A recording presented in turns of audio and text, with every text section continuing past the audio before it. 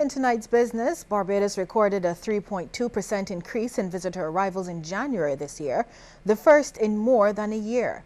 February, however, registered a decrease of 2.1%. The figures were provided by President of the Barbados Hotel and Tourism Association, Patricia Afonso-Das, as she delivered the first quarterly report of the BHTA for the year at the Lloyd Erskine Sandiford Centre.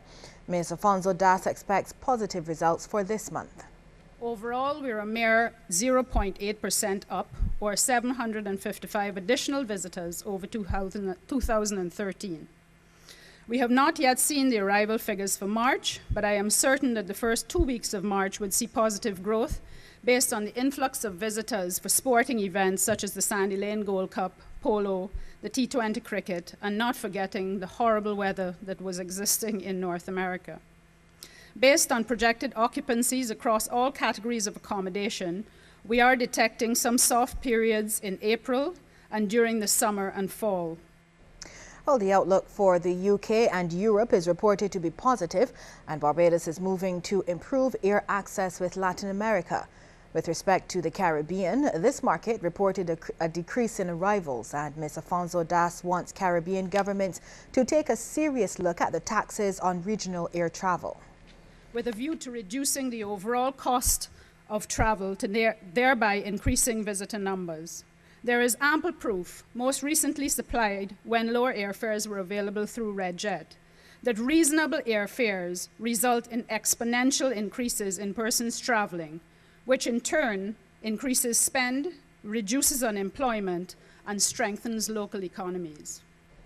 Local companies need to take full advantage of the now 6-year-old economic partnership agreement between CARIFORUM and the European Union. The suggestion from Michael Barford, European Union Ambassador to Barbados and the Eastern Caribbean. The ambassador made the comment as he and other officials toured Banks Brewery's state-of-the-art brewery at Newton Christchurch. We are still trying to make the agreement get into full cruise speed, but we're getting there little by little.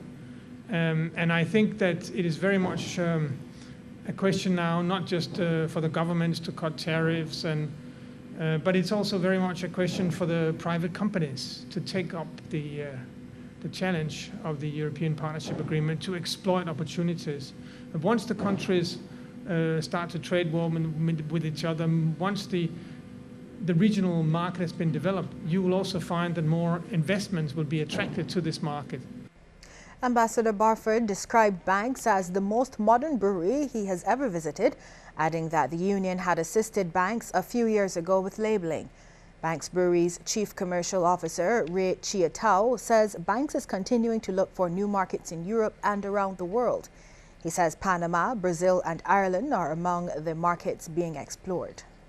We now are in the US, we are in Canada, Toronto specific. In the US, we are on the eastern seaboard, New Jersey, New York, Florida, Atlanta, and we continue to grow with our new partners, Total Beverage Solution, that we just appointed late last year. We are in the LCBO in the Ontario market, and our partners in the UK are Marston's PLC. So we are available in the UK, and we are in several small but growing areas in Switzerland, in Norway, and Sweden. Well, here's a look now at how the stocks traded locally and regionally.